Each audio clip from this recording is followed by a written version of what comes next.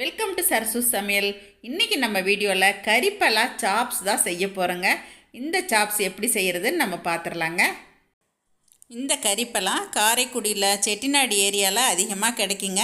நம்ம ஊர்களில் எப்போயாவது மார்க்கெட்டில் வரும். அந்த மாதிரி எங்கள் ஊரில் மார்க்கெட்டில் வந்த அன்றைக்கி தான் நான் இந்த கறிப்பலா வாங்கினேங்க.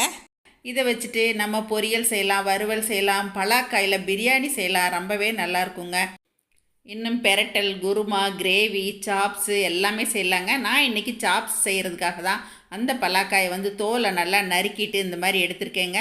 நம்ம இது கருத்து போகாமல் இருக்கிறதுக்கு கொஞ்சமாக மோர் விட்டு உப்பு போட்டு நம்ம இதை வேக வச்சு எடுத்துக்கலாங்க. நான் இப்போ 2 விசில் வச்சு வேக வச்சு எடுத்துகிட்டு வந்துட்டேங்க. பாருங்கள், வேகும்போது நல்லா பூ மாதிரி வெந்துடும்.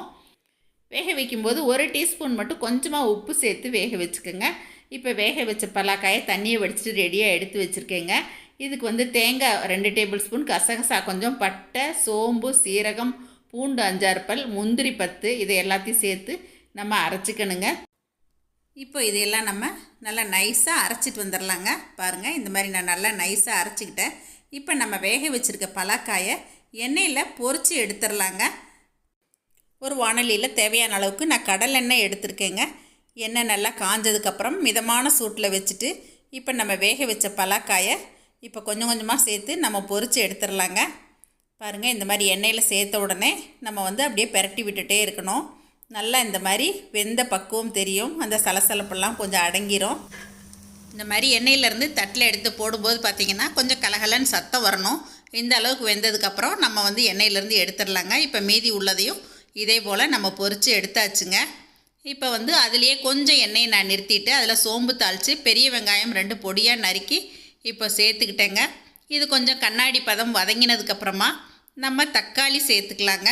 நான் இன்றைக்கி ஒரே ஒரு தக்காளி நல்லா பொடியாக நறுக்கிட்டு இதில் சேர்த்துக்கிட்டேங்க. தக்காளி இந்த மாதிரி நல்லா வதங்கி வந்துடணும்.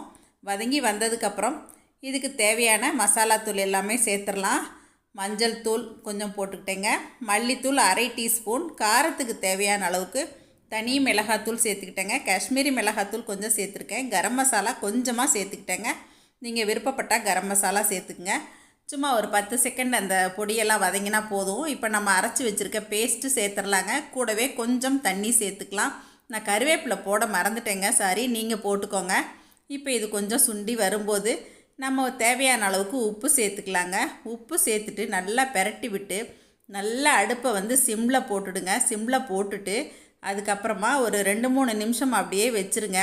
அதுக்கப்புறமா நீங்கள் ஓப்பன் பண்ணி பாருங்கள். நல்லா அந்த கிரேவி சுண்டி வந்திருக்கணும். பாருங்கள், இப்போ நல்லா சுண்டி வந்துருச்சு. இப்போ இந்த ஸ்டேஜில் நம்ம பொரித்து வச்சுருக்கோம் இல்லைங்களா, அந்த பலாக்காய் எல்லாத்தையுமே இப்போ இதோட நம்ம சேர்த்துடலாங்க.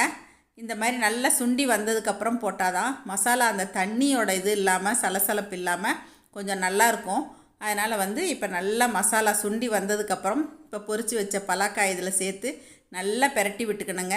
ஒரு 2-3 நிமிஷம் இப்படியே விட்டுறலாம். அதுக்கப்புறமா நம்ம பார்க்கலாங்க. அதுக்கப்புறம் பாருங்கள், நல்லா மசாலாம் சேர்ந்துருச்சு. இப்போ நல்லா பெரட்டி விட்டுட்டு அதுக்கப்புறமா கொஞ்சம் கொத்தமல்லி இலை இதில் சேர்த்திட்டு இறக்கியாச்சுன்னா நம்மளோட கறிப்பலா சாப்ஸ் ரெடிங்க. இது பருப்பு சாதம், ரசம் சாதம், அப்புறம் சாம்பார்லாம் செய்கிற அன்றைக்கி இந்த மாதிரியெல்லாம் செஞ்சு தொட்டுக்கிட்டா ரொம்பவே அமோகமாக இருக்குங்க டேஸ்ட்டு. கறிப்பலா கிடச்சிச்சின்னா கண்டிப்பாக நீங்களும் ட்ரை பண்ணி பாருங்கள். இதை பார்த்துட்டு எப்பயும் போல் உங்களோட ஃபீட்பேக் சொல்லுங்கள், ஷேர் பண்ணுங்கள், சப்ஸ்கிரைப் பண்ணுங்கள். தேங்க்யூ. சரசு சமையல் பாருங்கள், சமையல் நல்லா பண்ணுங்கள். சரசூஸ் ஃபுட் ப்ராடக்ட்ஸ் பொடி வகைகள் தேவைப்படுறவங்க இங்கே கொடுத்துருக்க வாட்ஸ்அப் நம்பரில் காலை 10 மணி முதல் இரவு 7 மணி வரைக்கும் எங்களை காண்டாக்ட் பண்ணலாங்க. தேங்க்யூ.